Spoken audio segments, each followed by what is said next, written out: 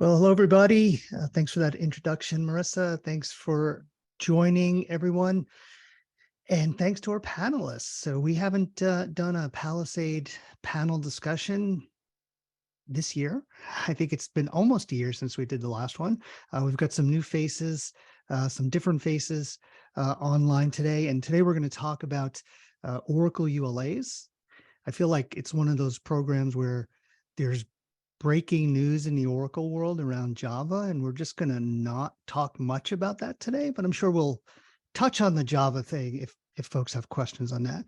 But I thought we'd start with brief introductions, and I'm just going to go around as you appear on my screen here. If you could, everyone on the panel here, just give a little introduction, who you are and sort of your background. Dan, let's start with you.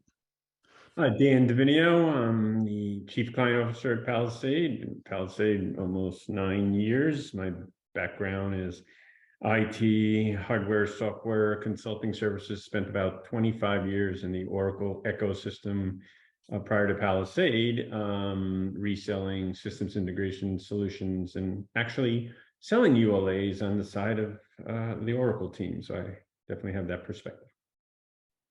Awesome. Thank you. Thank you. And Matt. Hi, my name is Matt Giuliano. I've been with Palisade going on 10 years now. And prior to that, I worked in Oracle's license management services, doing middleware audits and training. Thank you. Addy. My name is Ahuja. I've been with Palisade about 7 years, 8 years. And in a prior life, I was with the Oracle audit team as well in a leadership role for about 7 years. So a lot of experience from both sides of the fence. Thanks, Addy. Max, lurking in the darkness there. Max Shlopak, VP of Strategic Advisory. I've been with Palisade for just about 10 years. And prior to that, spent about 7 years in Oracle License Management Services Group in a variety of roles. Helping customers. At this time, yes. On the Palisade side, definitely. And Luis, welcome to the show. Thank you. Hi, everyone. This is Luis Nunez. I'm the Senior Director of Data Analysis at Palisade. Been with Palisade for the last a little bit over 7 years now. Prior to that, I led a couple of programs at LMS. And prior to that, I've been doing Oracle consulting and product implementation and support for a little bit over 16 years prior to joining Oracle. Awesome. Excellent. Well, again, thanks everyone for doing this with me. I think that this panel here probably has more Oracle licensing and contracting experience than any panel ever assembled, ever. Even Oracle people don't get this much experience handed to them. So thanks, everyone. So I've got a few questions here that I wanted to ask y'all. And then we had some questions that were submitted by some folks who are attending. And then I figured we would wrap it up with a lightning round of questions where I go around and you get like 30 seconds to answer. So it will buzz you if you go over your 30 seconds. So Dan, I'm going to start with you. And you mentioned this in your introduction that you have helped customers get into ULAs in a previous life and here at Palisade too. So can you talk a little bit about, there's a lot of misconceptions in the market about how Oracle prices ULAs and what kind of flexibility there is. So what would you tell people around, what would you like people to know about pricing ULAs, and what recommendations do you have when customers are negotiating those documents with Oracle? I think you're on mute. Pricing ULAs are very different than the traditional pricing where there's a price list, product, a quantity, and then they apply some discount. ULAs, as they're relatively defined unlimited license agreement, albeit with limitations, they are really priced by what Oracle wants to get out of the account, believes they can get out of the account, usually 7 figures plus. And then they back into how they determine what they're going to approach it with. There is some analysis of the projected use any given client can have based on past history, past purchases that they use. So there is some analysis in reality of how much somebody could deploy. Obviously, larger companies with past history of purchases, will end up with larger proposals. But it is not as objective as you think. It's very subjective to what they believe they can get out of the organization. Has some bearings on the types of products that are there and options, but it's much more a subjective approach that Oracle has with presenting to the client. And reality is, every time they present a ULA proposal, they present the alternative buying by, as they call, the drink. And they come up with numbers that show, well, yes, if you buy this and this discount over the next 3 years, you're going to spend a lot more than if you do this ULA, pay us up front, and then you could deploy all you want. So it's much more subtle approach and less scientific. So it's hard to predetermine what Oracle's going to come at you with. But they will always start with a large number and negotiate down. And we always help clients say, what is this worth to you? Throw that number at Oracle and negotiate up. It's amazing. You mentioned how Oracle puts that alternative number in front of them saying, well, we know you're working on these 23 different projects internally. And if you're going to use Oracle for all of these, like Oracle sales is really good about understanding the customer and sort of, you might have 10 or 12 sales reps on your account, all talking to different people in a company. So I'm always surprised. I shouldn't be surprised. I'm always amazed at how well Oracle gets intelligence in terms of what their clients are using. All right. So thanks for that, Dan. Matt,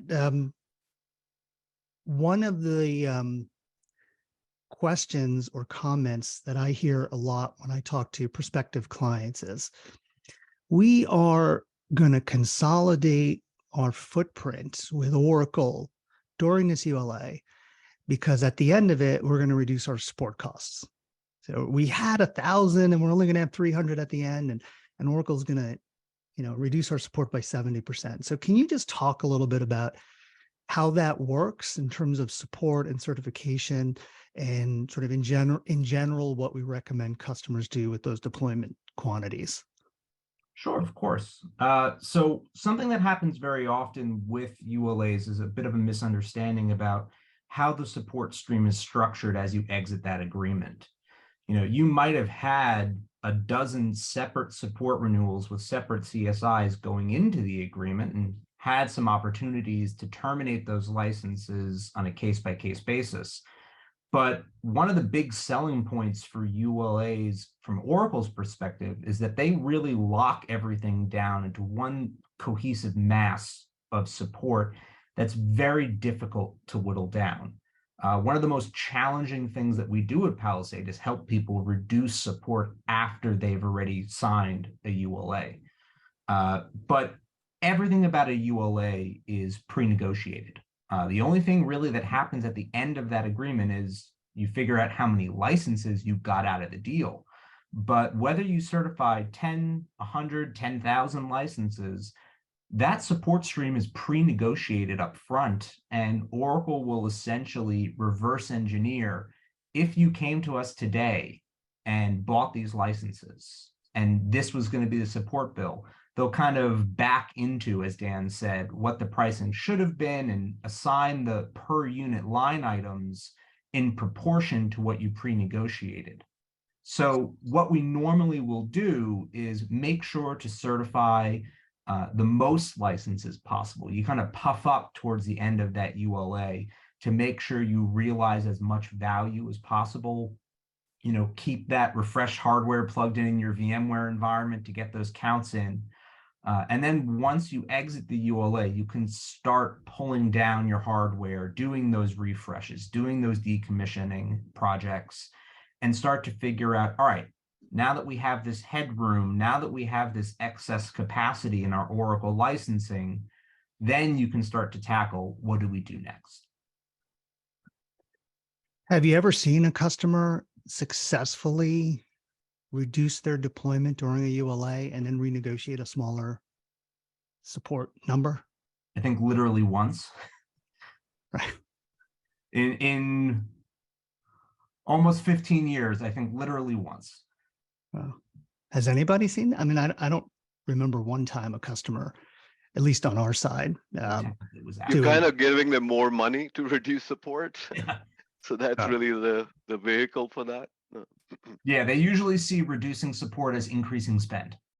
So it's arbitrary and a technical victory if you even get there. Right. Awesome. Thank you.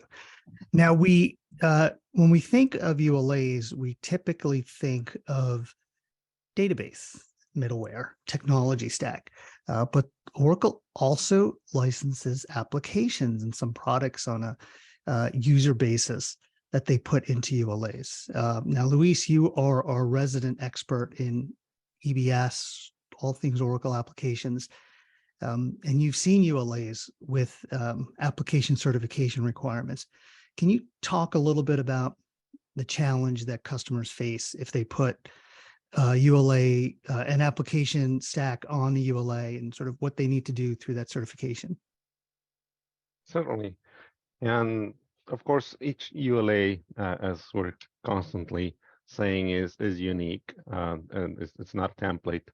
But and this might not be the number one challenge, but this is one of common challenges that our EBA, not just EBS, but Oracle application clients face when certifying a ULA. And this is based on a particular clause on the ULA contract that states that only application users who have access the applicable unlimited deployment programs at least once within the deployment period, and that's the 12 months immediately prior to the certification date.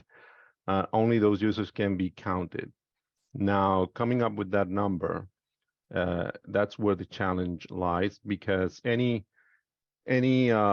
familiar with Oracle Applications Administration may know how to calculate the number of users that are currently authorized for a particular program. In this case, programs included in your ULA. But the challenge is how to calculate users who have used any of those programs within the last 12 months if they're not authorized today. And that's commonly a challenge, commonly an issue, because you don't want to certify out of the ULA with a lower number of licenses that you actually need. So some examples of these are users who may not have access right now when you're certifying out of the ULA, but you commonly have authorized throughout the year. So that might include contractors or temporary or seasonal workers, or people within your organization that get access for a short period of time for a task-specific access, thinking month-end close accounting. And I've seen organizations, again, on my prior life consulting and supporting Oracle application customers who will routinely grant access to a subset of the user population for certain periods of time during the month. So you want to make sure that you get that right, and you get include in that count everyone who may need a license throughout the year, and not just counting who has access today. So that's one of the things we do, Craig, as you know, to help our customers making sure that they certify out of their ULA correctly. So is it fair to say that Oracle has different standards for counting an application total quantity coming out of a ULA than if they were to audit you? So you could certify yourself right out of compliance? Definitely, and as anyone working with Oracle knows, not just on a licensing capacity, but also doing product support or product implementation, all Oracle documentation is what I call fill in the blanks documentation. So there are many things that are subject to interpretation. And that's not the exception for licensing documentation, which to begin with is very scarce. But because it's subject to interpretation, Oracle will interpret differently if they're auditing you versus if you are trying to certify from a ULA. So you need to be prepared, and you need to have a strong argument and have as much documentation as possible to support your case. And we help our customers with that. I'm sure it's completely accidental that you can certify yourself out of compliance. It's unintentional. Yeah, Thanks yeah. for that, Luis. So Max, you are you do a lot of work with customers moving to the cloud, Google Cloud, AWS, Azure, wherever. And I think when I know when ULAs first came into being, there really wasn't a cloud world, but now customers got this hybrid on-prem cloud world. So can you talk a little bit about how ULAs have shifted over the years when it comes to cloud deployments, and maybe what are one or two of the biggest challenges that customers have trying to certify when they've got some stuff in the cloud? Certainly. So what we've seen so far across multiple ULAs is there are three different flavors. One about the cloud deployments. One where ULA is completely silent on whether or not you can deploy in the cloud or not deploy in the cloud, and how you count, if any. Those tend to be older ULAs that customers signed maybe 8+ years ago and continued to renew. Then there is another flavor of ULAs where it says that you cannot deploy in the cloud, or you can deploy in the cloud, but you cannot certify anything deployed in the cloud. And that could create a potential compliance gap where you certify and Oracle knows that you have cloud deployments. They can come after you for those licenses that were deployed in the cloud after the ULA is over. And the third flavor is where you have specific language that talks about how you can count deployments in the cloud and what cloud deployments are allowed. Sometimes it's restricted to certain specific vendors. Sometimes it's more generic, and it usually prescribes the counting methodology. The issue with that language also lies in the fact that, much like the application licenses that Luis was talking about, you have to certify based on the average you have deployed over the course of the last 365 days. So if you deployed 100 processors 6 months before your ULA ends, you can only certify to 50. And Oracle is going to ask a question, and how many processors have you deployed? Or do you have deployed right now? When you say 100, Oracle says, well, okay, great. So 50 is covered, but the other 50 you have to pay for now. So you have to make sure if you're going to deploy in the cloud, you do it well ahead of time, and you do it with a well-planned action where you can deploy in such a manner that you can count all the deployments, and to the extent that you have enough licenses to cover your cloud deployments on the last day of the ULA. And from what Matt was saying before, typically for on-prem, you want to expand your footprint up until the end. But with cloud, that might be problematic, right? Because again, like with applications, you could certify yourself right out of compliance. If your average is 50, but on the last day you're using 70, you're going to have a problem. So you almost need like two different deployment strategies the last year of your ULA, one for on-prem and one for cloud. Are people doing that? If they start thinking about it well in advance, then sometimes yes, but not all the time. Sometimes that thought comes to their mind a lot later. One other point I should have mentioned is that typically the certification clause restricts your deployments or your certification in the cloud to be only used in the cloud. However, your on-prem deployments can be generally used anywhere you want. You don't have any restrictions. So depending on what your future plans are, you need to consider that language that you may have in your EULA. So the move for the cloud, which pretty much everybody's putting at least some of their stuff into, it's just making it more difficult to manage these ULAs. True. The best thing to do is if you are within the last year of your EULA, you deploy more on-prem. You don't deploy anything else in the cloud. And then after the ULA ends, after you certify, you utilize your licenses you certified on-prem once you free them up by reducing your deployment, and utilize those licenses to license your deployments in the cloud. Right. Correct. Can I throw in a best practice for everyone on one of this is that I think when you start using the word cloud, I've seen Oracle kind of abuse it in the sense that there are two types of clouds. You've got your private cloud and the public cloud, right? It's the public cloud that Oracle gets all bothered about. And the distinguishing the two is in a private cloud, you've got dedicated hardware, right? One customer, your hardware, you can point to it. In the public, it's shared, so the underlying hardware is not measurable.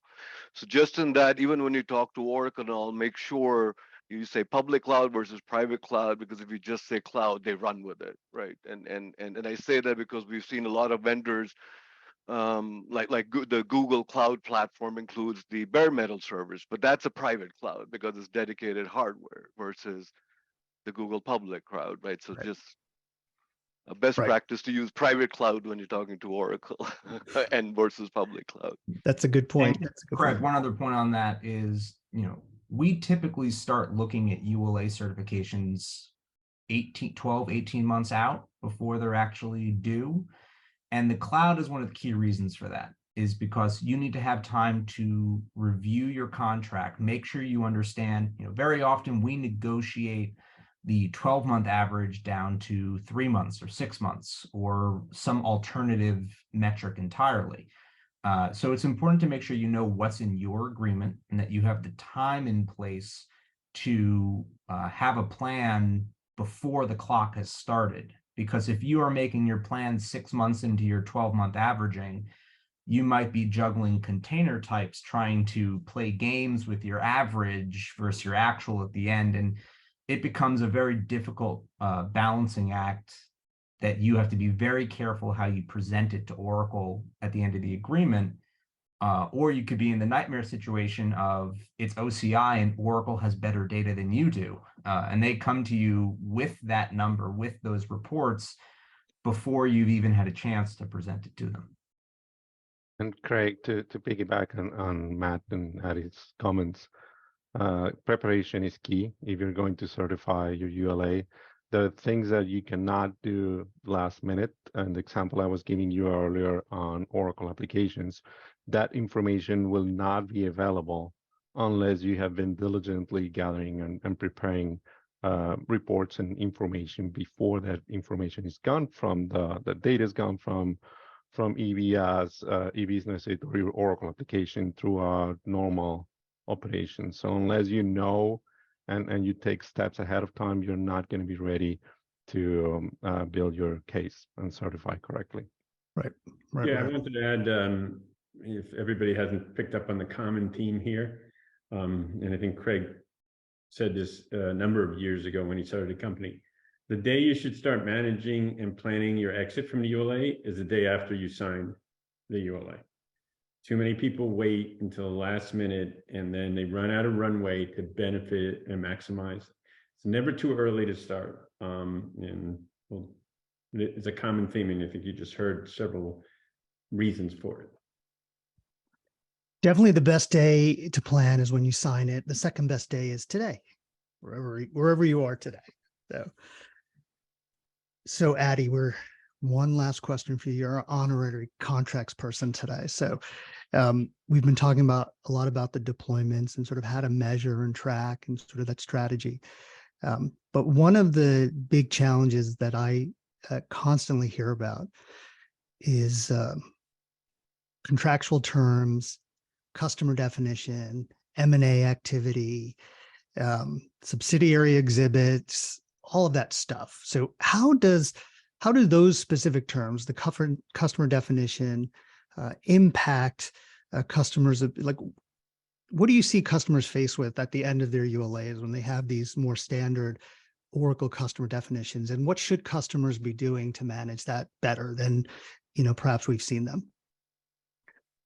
Yeah, one of the interesting things that happens and at the end of a ULA, sort of taking you forward and then backwards, is when you go tell Oracle, all right, we've made a decision, we are going to certify out of this ULA. You will have a senior executive from their side reach out to your CEO, CIO, senior executive, and have the slideshow with 4 or 5 things why you cannot certify, because then you're not solving all these problems. And one of the things, it can be like organic growth or M&A and all of this. And if you ask them the simple question, if I sign this ULA, will all these items go away at the end of the next ULA? The answer is no, not really. I mean, you have to sign another ULA to do it, right? So coming back to it, when you're negotiating the ULA, you really have to know about yourself, have self-awareness, and negotiate accordingly. So if you're a company that does a lot of M&A, it is imperative to negotiate those. And there are multiple places in which you would negotiate your M&As. It could be the customer definition. There's a acquisitions clause. What happens if you get acquired? What if there's divestiture, right? General assignment rights. So there's a lot that you have to plan and negotiate in preparation of where you think you're going to be at the end of the ULA or during the ULA. Do you have M&A activity? Are you going to have it later on? So all of that sort of, if you know your cards up front, it helps you negotiate that. One of the tricks we find, not tricks, but I guess by design, and Oracle's very smart in what they do, is the customer definition. And while you're negotiating it, they'll put in, company XYZ and, all your, majority-owned subsidiaries as listed in the subsidiary exhibit, right? So there's a very finite number of entities can use it. And the idea here is that Oracle's protecting itself, right? Because they're giving you this unlimited deployment. You cannot just, keep buying entities or adding entities and then giving them license rights. So they need, it's a fixed fee upfront, fixed support fee. So they need that finite number to protect themselves. What happens is once the ULA ends, that subsidiary exhibit should go away and you should revert back to sort of the standard licensing that the company XYZ and all majority-owned subsidiaries, because now there is no risk to Oracle, right? So if you signed a standard contract, a non-ULA contract, and you went there, that's what you would get, right? There's no restrictions to subsidiaries. It just says the party at the signature and all majority-owned subsidiaries. So that's what we're trying to get back to, because it is basically if you don't have that protection, you're constantly, anytime you have a change in your corporate structure, Oracle gets to knock on the door and ask for money because that company doesn't have rights and this and that. So this is a long-term protection. So the ULA T's and C's has a lot of short-term protections, what happens during the unlimited deployment. But then you have to really think, 3, 4, 5 years ahead and add those long-term protections so that you can exit it with all the protections, right? And without having too many leverages out there. Yeah, definitely one of the biggest gotchas, I think, at the end of a ULA. I remember one of my favorite stories for ULA certifications. We had a customer, and let's call him Larry. His name was Larry, but not Larry Ellison. And we got to the end and said, Larry, you do a lot of M&A activity. I want you to get this language in the contract. He's like, nah, Oracle won't do it. I was like, I want you to pay $1 million more for this ULA. Just go to the sales rep and say, I will give you $1 million if you put this clause in the contract. And he had a rough time explaining that to his management, but eventually they did it. And then 3 years, we were helping them manage that new ULA. And then 3 years at the end of that ULA, they were able to certify because they had the language that they needed. They had done some M&A activity, and we probably saved them $11 million in the first year of the new ULA that they never had to sign. So every year they're saving about $2 million from that. So definitely Oracle looks at those T's and C's, and you can say weaponizes them, you can say optimizes them for Oracle, however you want to do that. Leave them ambiguous. Yes. All right. So we're going to go a little faster now. I'm just going to, these are all of these questions that we've asked so far have come in some form from our clients or were submitted beforehand. But these are some more pointed questions. And I'm just going to start, Dan, with you. If you certify, you're going to get audited. Myth number 20. So the answer is no. Not guaranteed you're going to get audited. In fact, we've certified over 100, I think, in that area clients. Out of that 100, one got certified, which is that one got audited based on other things that they were doing, quite frankly. But that's a 1%. I think, Craig, correct me if I'm wrong, on average, Oracle audits about 3% of its installed base in any given year, plus or minus. Yeah. So they don't tell me what they're doing these days for some reason. I think Gartner said that somewhere. But the reality is, it's not. In fact, we see just the opposite. If Oracle understands that you properly certified and understood what you were using, and they're less likely to think that it's going to be an easy audit. It's when people certify on their own or last minute, or get Oracle to help them certify, that they uncover a more rich environment for audit. So we have not seen any direct relation to audit and certifying. Let me jump in here for a second. So I agree that generally customers don't get audited at the end of the ULA. However, the way Oracle tries to make the certification process, it feels very much like an audit.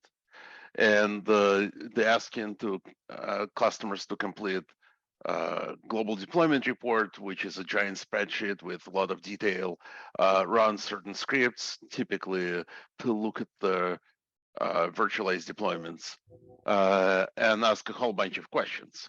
Most of those questions, most of these requests are non-contractual, and customers would be in the right to not give any of that information to Oracle. There is no obligation to do that.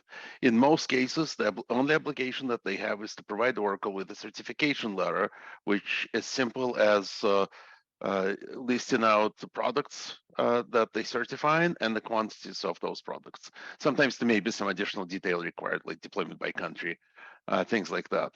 And then there tends to be a verification clause in the ULA, but that verification clause really speaks to helping Oracle understand what your methodology was in how you came up with the numbers. It doesn't mean you have to give Oracle all details about your deployment, your blood type, or anything else. Yeah, and one other important detail, the discrepancy between an audit and the validation process at the end of a certification is what point in time are you even looking at? When you're having these conversations validating the contents of the certification letter, you're talking about what was running at 11:59:59 on the last day of your ULA. It's all conversations about the past state.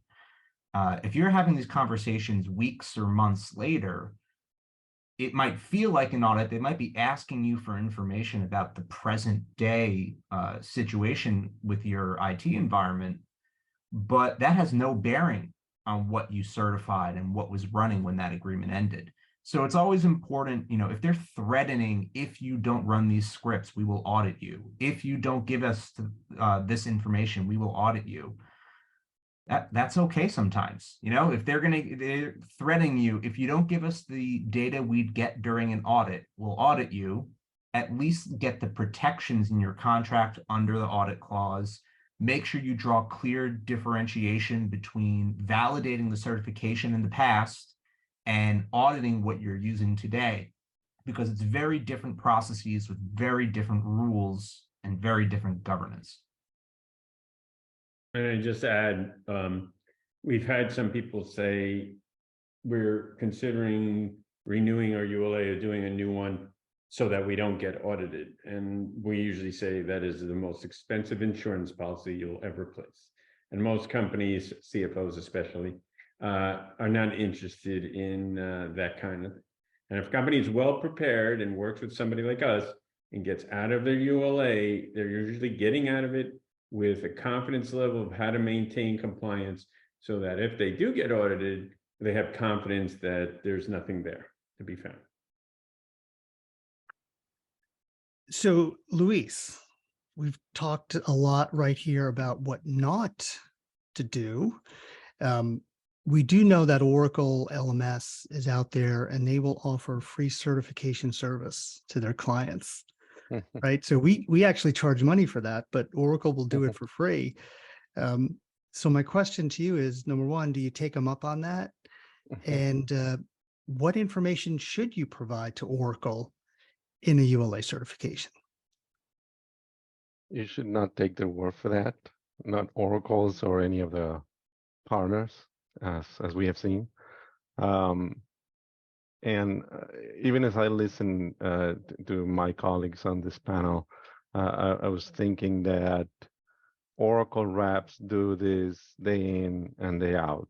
The sales reps and LMS consultants, they know the playbook, they know where to look, they know that they're used to having these conversations with our clients. And our clients do this once a year, 2 years or more. So it's really, really hard to be at the same level as they are on the negotiating table. So what you should do is get expertise on your side. Get our help. Get us in your team so you're better prepared. Because just like Oracle, we have done this many times, day in and day out, and we can get to your get to know your environment better, get to understand your goals going forward, and tailor the whole experience to your business. So it's your goals that are taken into considerations and not Oracle's. And I like the way you put that, tailor it, right? Because the real answer is there's nothing in the contract that says what you have to or don't have to give. So it really depends on your specific situation, like what information has to go. And yes, you don't have to give anything to Oracle. That you're not contractually obligated. Do whatever's in the contract and nothing more. Mm-hmm.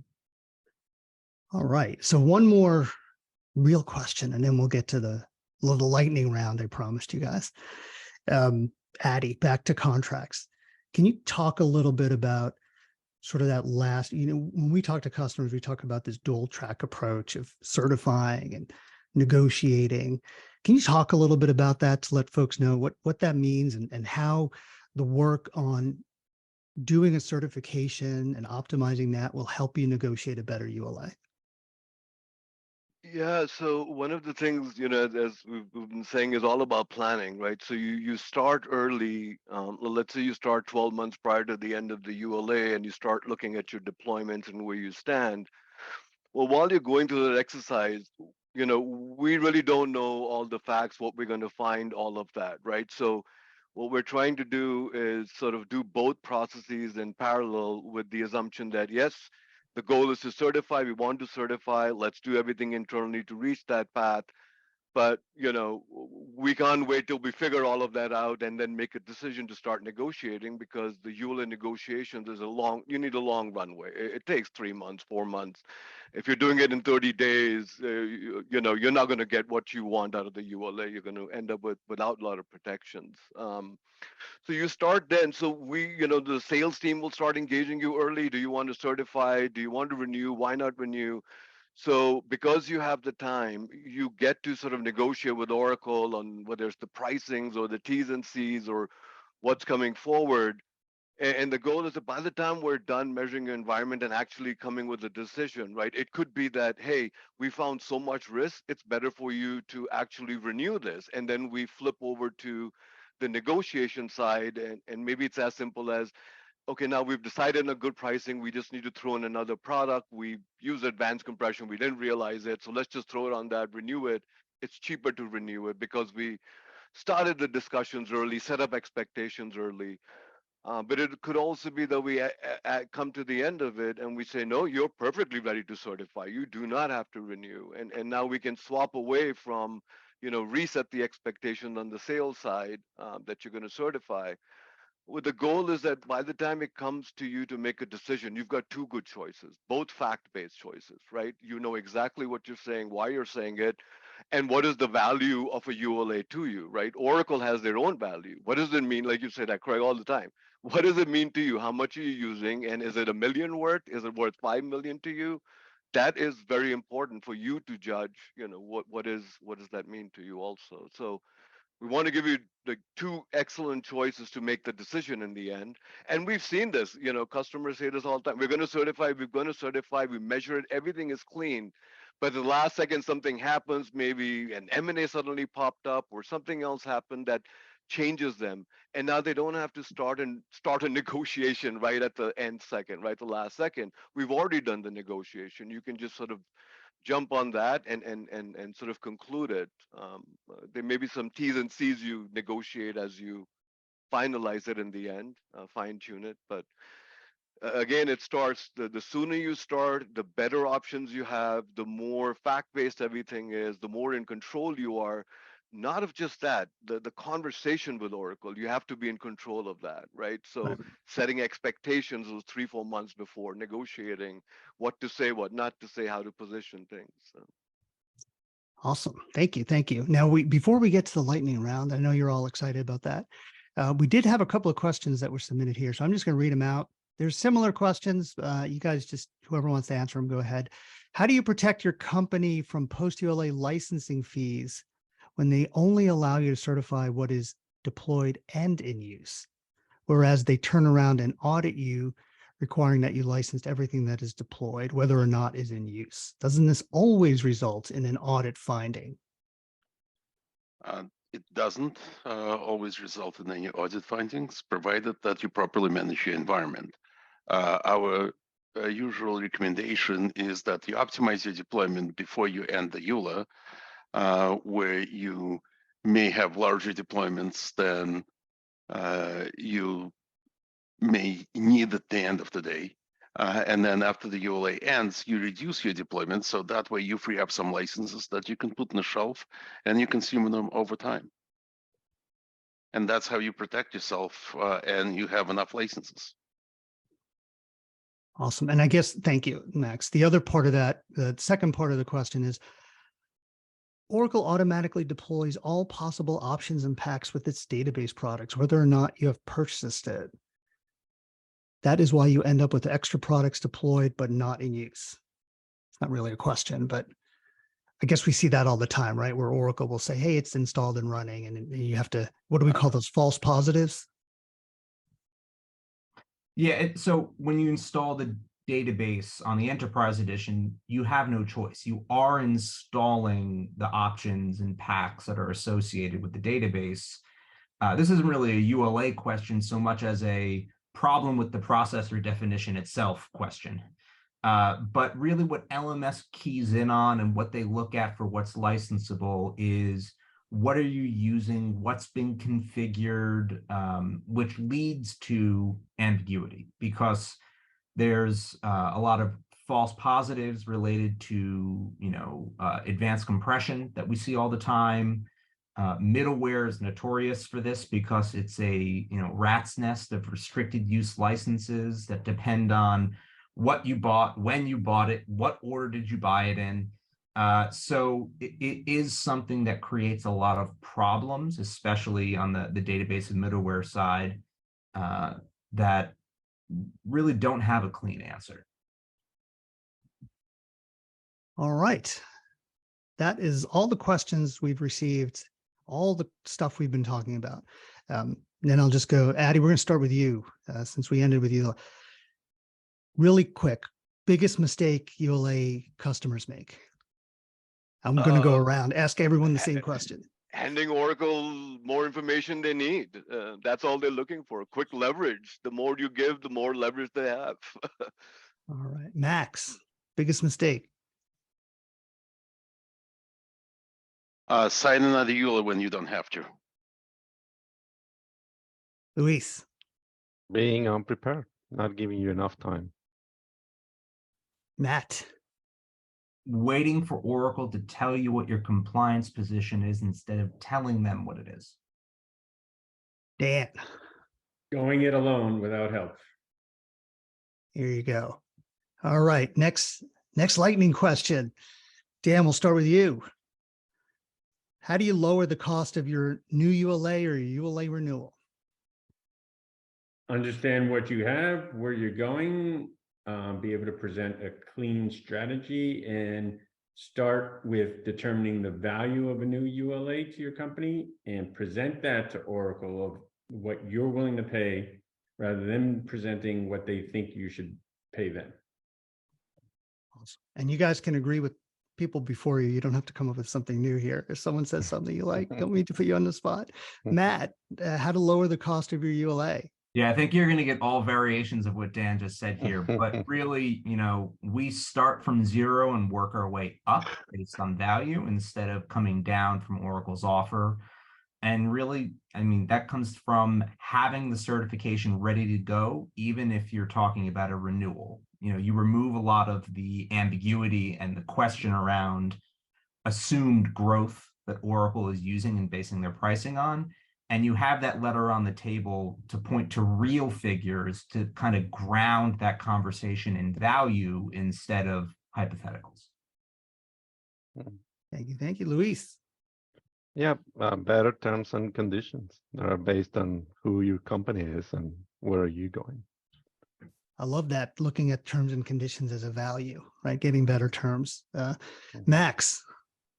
Don't follow Oracle's process for negotiating the EULA, but use your own.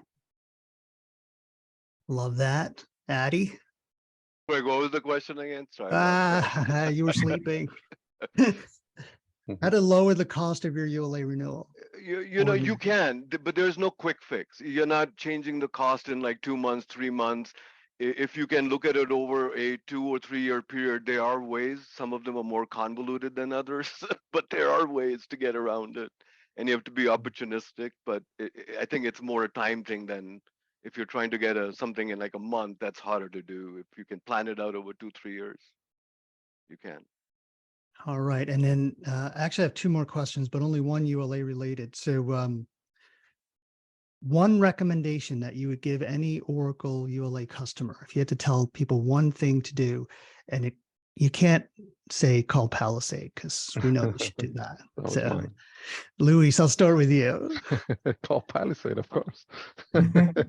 Well, no, you need to as I said previously, know who your company is. What's the current state of your company? Not just what is it that a very good idea what you have installed and use, but also where are you going? So what plans and where are you trying to take your IT organization to? Dan, one recommendation for any Oracle ULA customer. Take a deep dive and fully understand the value of that vehicle to your organization. Max. I think it was said previously by Dan, but start planning for exit of from the ULA as soon as you enter it. Addie? I'd say communication, both internal and external. Internally, you want to be on the same page, have a shared understanding so that no matter where Oracle goes, they get the same answer, right? That's key. And externally, just managing your conversations with sales. It is key that you do prepare and manage those. And Matt, one recommendation. Understand what you're obligated to provide Oracle in your contract, and don't provide them any more than you are required to without really thinking through what you're doing, why you're doing it, and essentially, anything above that letter is negotiable. Awesome. Well, listen, guys, thanks everyone for attending. Now, I do have one more thing I want to throw at you. Like when you watch a movie, the credits come up and then there's like a new snippet after the credits. Well, that's what we're going to do right here, because this week Oracle announced some changes, minor changes to how they license Java. So We've got everyone on the phone here on the webinar, and we could slice and dice this up any way we want for announcement purposes later. But I'd just like to get your thoughts on that. I mean, we published a blog post, we published an article on LinkedIn, we did a video, we sent an email out to thousands and thousands of people. I've got hundreds of emails now in my inbox because we sent out the email this morning and I just haven't been able to go through it. So what's Oracle doing? What do you guys, what's your first reaction to that? Who wants to go first? I mean, I'm just going to throw that out there. I can jump in. I mean, the key thing, if anyone in the call is not familiar, is they changed the license model where now Java is licensed by the employee metric, meaning if you license, you got to license all your full-time, part-time employees. And really that's such a sort of dramatic shift from any calculation we see. That's going to cost more for most companies than, because you cannot control that compared to if it was by processor or user. You can control, manage that deployment, reconfigure to manage it, but employee count is employee count. So it does feel like it's going to be more less cost efficient moving forward. And I think the ultimate thing is, because it's an employee, if you license Oracle Java, it's almost like Oracle saying you got to if you use one, you license your entire employee so everyone can use it, kind of taking the competition out, right? Why would you need another vendor's Java? Now you're already paying for Oracle Java. So it's one of those getting in the way of competition. Yeah, we've seen over the last year, really, that a lot of Oracle Java soft audits have kind of stalled out at the counting process, determining exactly which aspect of your Java is licensable and where it's running and how many licenses. You know, they very often get to that agreement of, yes, we need to license something. No, we don't agree on how much.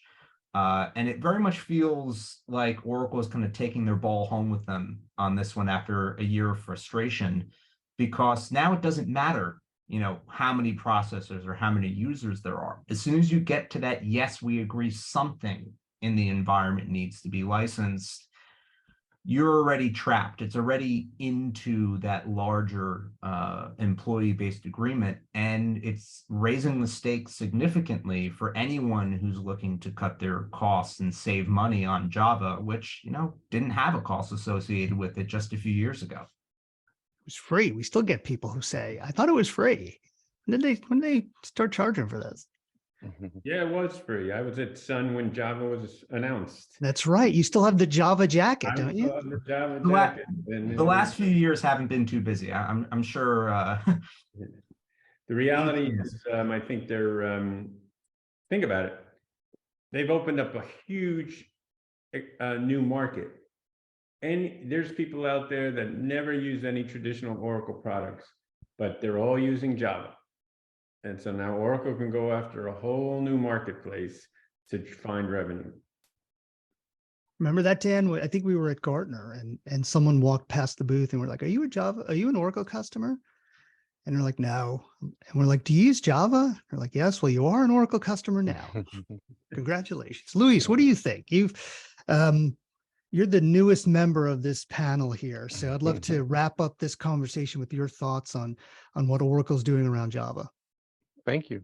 Well, just a recommendation for any existing Java customers, processors of subscription or on Java. You should not assume that Oracle is going to take care of you. Instead, you need to actually reach out to your sales rep and talk about what are the conditions for renewal quotes, because you need to start thinking about how you're going to manage that, because it is a big risk. Let me follow up, because we got one more question here. So we're going to wrap it up with a attendee question. And Luis, this is right up your alley. Mm-hmm. If every employee has an EBS Oracle HR license and Java is included to run Oracle, isn't it an advantage in avoiding having to pay for Oracle Java? Well, if you're using Java in conjunction with EBS, so that it applies not only to EBS, but WebLogic or any other product that may include restricted use of Java. It depends on what you use Java for. So it's like any other restricted use license. If you're using it Correct. in that little sort of way that Oracle has identified, you'll be okay. However, if you go outside of that, which everybody goes outside of that, Of course. it's like database is you only need the restricted use when you run EBS, but really everybody needs a database license. Yes. Yeah, there's some documentation that Oracle has put up on their support portal. The FAQ that they published alongside the priceless update also refers back to the restricted use license for WebLogic. And it really does fairly narrowly define that the restricted use license associated with middleware and other Oracle applications is only for use in support of those Oracle applications. Now, Oracle might have to prove that unless you tell them otherwise. We'll see where Oracle's audit process with Java goes over the next year. But this definitely is going to force a lot of hands. Awesome. Awesome. Well, guys, thank you all for your participation and taking the lead here. Like I said, we have more Oracle experience on this call than any call in the history of Oracle licensing, I think. So David Arnold sends his regrets. Max had to leave a little bit early.